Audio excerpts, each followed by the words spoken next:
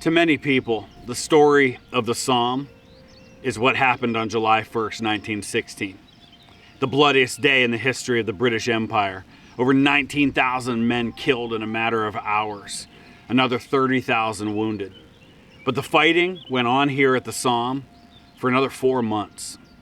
One of the divisions that was not involved in the action on July 1st was the 38th Division. It was part of General Sir Henry Rawlinson's 4th British Army, and like many of the divisions here at the Somme, the 38th was part of what was called the New Army, or Kitchener's Army.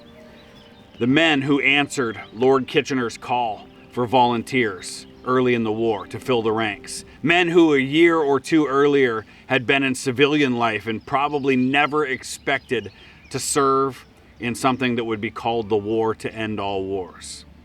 Specifically, these were men from Wales. David Lloyd George, who was a Welsh member of the British cabinet and by the end of 1916 would be Prime Minister, called for an all-Welsh army to be fielded early in the war. Now, this never came into reality, as by this point many of the Welshmen who had enlisted had already been assigned to other units. But an all-Welsh division was formed, and it was originally designated the 43rd Division.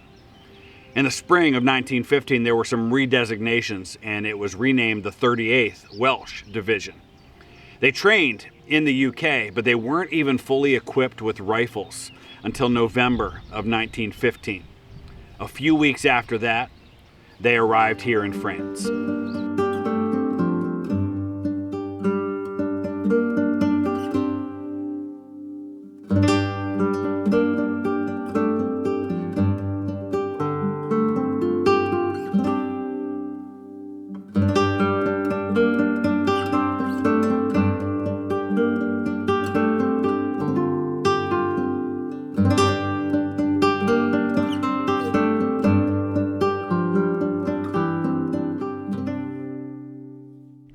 The division was made up of battalions from the 3 Welsh regiments, the Royal Welsh Fusiliers, the South Wales Borderers, and the Welsh Regiment. They were formed into 3 brigades that were designated the 113th, 114th, and 115th Brigades. Command was given to Major General Ivor Phillips, who was a fellow Liberal member of Parliament from Wales and a friend of Lloyd George. In fact, one of Lloyd George's own sons served as aide-de-camp to General Phillips. Since many of the new army units had already been raised and shipped over to France before them, the 38th ended up with poor quality among their leadership, and there were a number of accusations made about favoritism, as a number of the members of the officer corps owed their appointments in the division to their political connections. The first casualties for the men of the division came before they even experienced combat, mostly due to training accidents involving grenades. The division was then temporarily split up and assigned to the Guards Division and the 19th Division in order to gain experience in the trenches. But by June, the Welsh Division had been reformed and assigned as a reserve here at the Somme, where they began to train for the battle.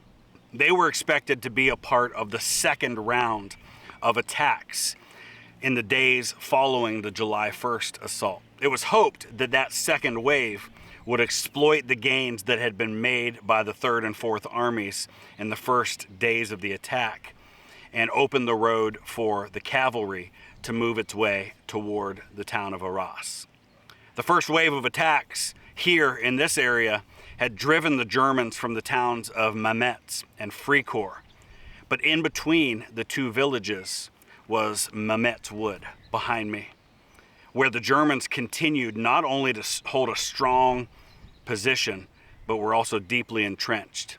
It was holding up the British advance, however, and so the 38th Division was brought up to relieve the battered 7th Division here and clear the Germans from Mametz Wood.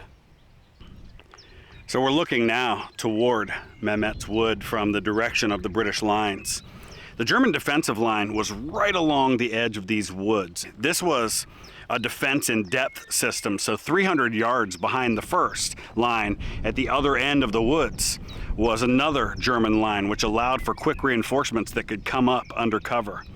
Now, the Germans who were defending here were from the Lehr Regiment of the Prussian Guard. These were the Kaiser's own bodyguard. They had seen significant combat on the Eastern Front, and there were also units of a Bavarian regiment here. These are some of the best soldiers in the German army here at the Somme, with one of the best remaining defensive positions in the days after the opening attacks. It was open ground. The Welsh were along the tree line, which was right here, as you can see, at this wood. And so we can see perfectly exactly the ground that they had to cover. And they were already well in front of the British trench line, which was actually on the other side of these woods back there. So it was a tough ask for anybody. And so the initial decision was made that they weren't going to attack directly, but rather there would be a two-pronged indirect assault by units from the Welsh Division that would come around over on that side and attack the wood from over here, and then units of the 17th Division that would attack from over on that side toward the wood.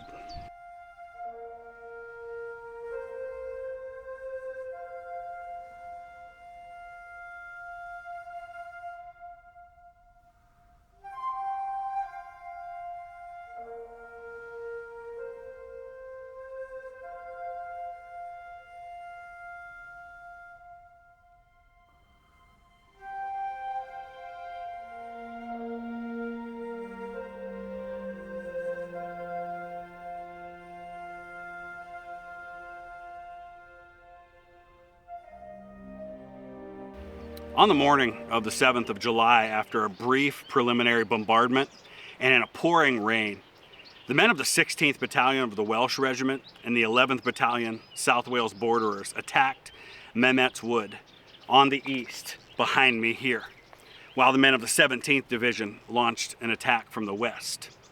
It was apparent almost immediately that the bombardment had failed to silence the German machine guns, and the battalions were pinned down in no man's land in this field behind me before getting anywhere near the woods.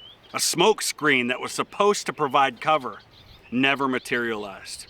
German artillery began to cut the lines of communication, and that prevented men from going back. And so they were stuck in no man's land, pinned down and forced to start digging in while German snipers picked men and officers off one by one. They waited for friendly artillery support to allow them to start moving forward again. As they were pinned down, a lieutenant named Tregaskis of the 16th was hit by a sniper. His brother, another lieutenant, was about 50 yards away, saw his brother go down and came to his side where he was hit as well. Arthur and Leonard Tregaskis became the first, but not, sadly, the last pair of brothers to die side by side attacking Mametz Wood. By around 11 a.m., a second attempt was made to reach the wood, this time reinforced by men from the 10th South Wales Borderers. Same result. A planned third attack was eventually called off after it was decided that it would be futile to continue. The war diary of the 16th Battalion of the Welsh Regiment gave an account of the fighting that took place in this field behind me. It said 8:30 a.m., battalion under orders drawn up on their own side of the slope, facing Mametz Wood in lines of platoons with a 2-platoon frontage. 11th South Wales Borderers in support, 10th South Wales Borderers in reserve.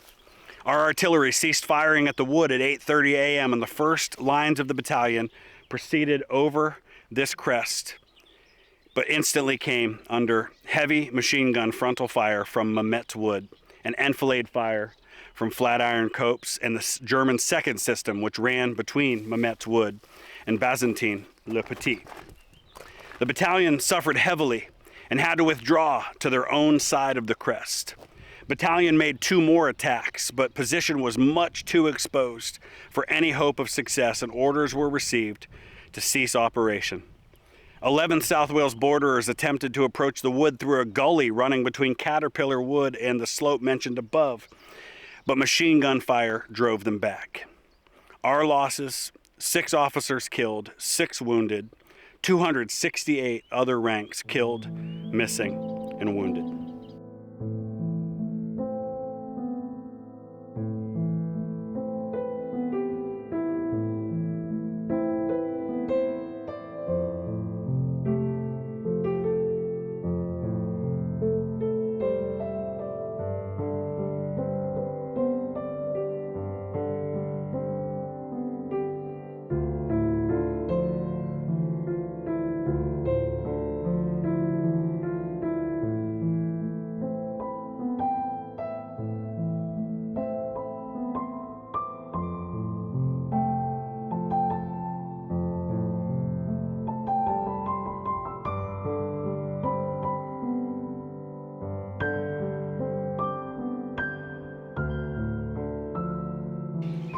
On the 9th of July, Ivor Phillips was relieved of his command of the division for failing to take Mametz Wood. He was replaced by Herbert Watts, who was already in command of the 7th Division. Watts was told to use the division as he saw fit and to take Mametz Wood at any cost. And so on the morning of July 10th at around 3:30 a.m., the preliminary bombardment began for what was to be a massive frontal assault by the entire division. The men spent the hours leading up to the attack singing Welsh songs, and at just after 4 a.m. they advanced. The divisional history called this attack, quote, one of the most magnificent sights of the war. Wave after wave of men were seen advancing without hesitation and without a break over a distance which in some places was nearly 500 yards. As is the case with any battlefield, coming here and seeing the terrain helps to give a fuller picture of exactly what it was that the Welsh Division was facing. We're looking toward Mametz Wood now from just in front and to the side of the Welsh Memorial. You can see here where the bend in the line is, and the German front line would have been right along the edge of these woods and then would have followed that way. And the British had their own trench that ran along this ridge here, and then they had put in a trench that kind of paralleled the German trench over there. But this is no man's land, and so they had to come down this ridge. The descriptions of the attack by the Welsh talk about them coming up and over the crest, which you can't see, but it's a significant ridge here. Goes back several hundred yards there. Then they would have come down this hill well in advance of the frontline trenches and would have attacked hundreds of yards of open no man's land here. And the men who would have come in on this side would have been facing enfilading fire from there and also fire from the front. And you can see how deep that section goes. And when you get back to where the clearing ends over there, and if you just imagine it running that way, that's just the beginning of these woods. They still go much further back. And so not only are they facing no man's land and facing all the German barbed wire and artillery fire and open ground and machine guns, but then they've got to fight their way through, even after the trees have been destroyed by artillery, which would have been hell in and of itself. Now they've got to face all of the brush and the growth that is happening in those woods. It was just a nightmare of a place to launch a frontal assault. So right here now we are walking along what would have been the Germans, at this point, frontline trench, facing toward the British line. So looking straight over now, you can see the Welsh Memorial in the distance there. The British trenches would have been on the other side of that, and the Welsh attack would have come from right where the road is there. And then through these woods, another line of German trenches, and just really difficult terrain to pass through in the meantime. Well, in case you needed reminding that this is a place that a lot of combat happened and that it continues to be a dangerous place, look what somebody must have found. Now, I think this one's probably safe, but that is a big artillery shell right there, right on the edge of the path, just maybe 100 yards here into Mametz Wood.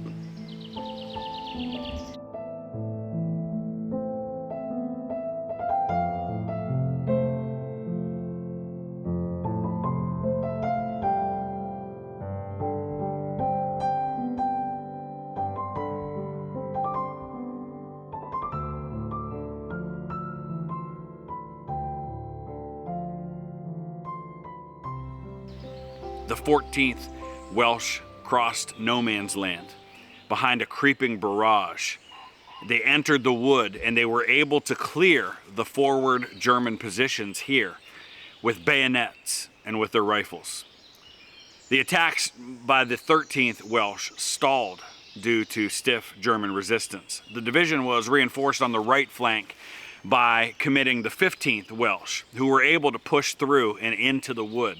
But before they could link up and aid the 13th, German troops poured into the gap between the two battalions and got behind the 15th Welsh, where they nearly wiped out an entire company.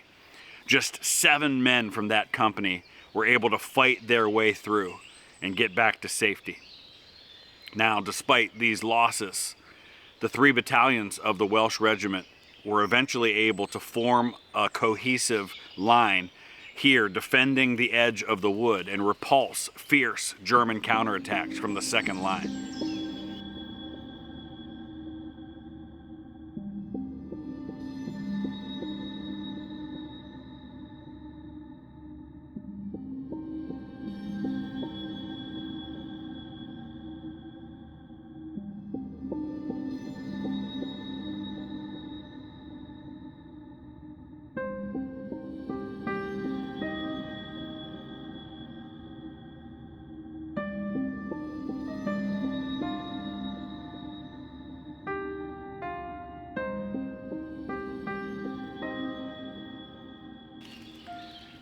Eventually, 2 full brigades of the Welsh Division were holding a line here at the edge of the woods. Engineers came up and began the process of helping them to solidify their position with entrenchments and by laying wire. During the night, the 113th and 114th brigades were withdrawn from the wood, and the 115th was moved into their place to push the attack further in. The next day, they prepared an assault to clear out the final Germans from Mametz Wood. Their commanding officer, Brigadier General H.J. Evans of the 115th, wanted to launch a surprise attack, but that was overruled. The bombardment that was meant to support their attack fell short in places and began to hit British troops, but it also drew German artillery fire as a response. In addition to the friendly fire, the barrage also caught up some German troops in the open as they fled out of the wood.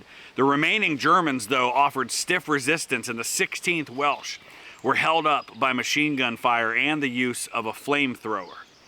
Now, despite all of this, the brigade was able to clear most of Mametz Wood by the end of the day. So, as with most battlefields, especially for the Great War, you have to use your imagination a little bit, just because by the time the battle for Mametz Wood was over, none of these trees like this would have been here. While it was overgrown and there was brush, you have to imagine shell holes everywhere, dead men from both sides everywhere, spent casings from artillery and from small arms fire, and pretty much every one of these trees blasted away several feet off the ground.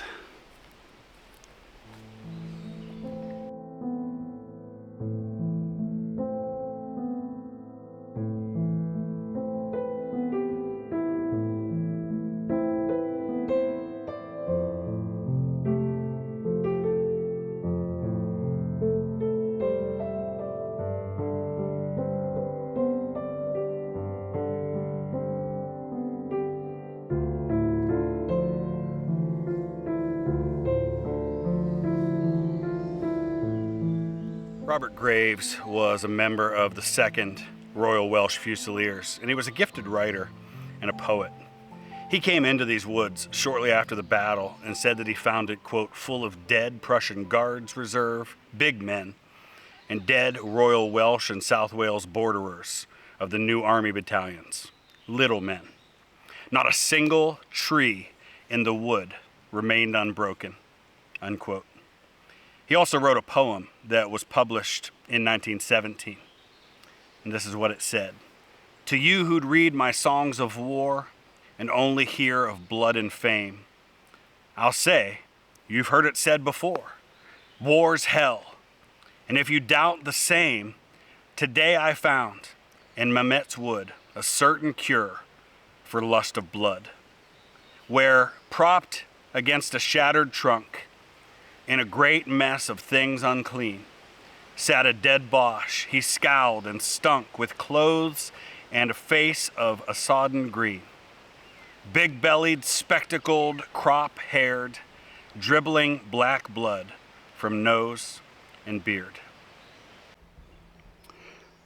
So just as you walk around, you see reminders everywhere of the human cost of the fighting here. Alfred Priestley was in B Company of the 16th Battalion of the Royal Welsh Fusiliers, and he was killed here in that final frontal assault on July 11th, 20 years old. And just tucked away here, along with so many other memorials, is this wreath and this memorial to one of hundreds of Welshmen who died here.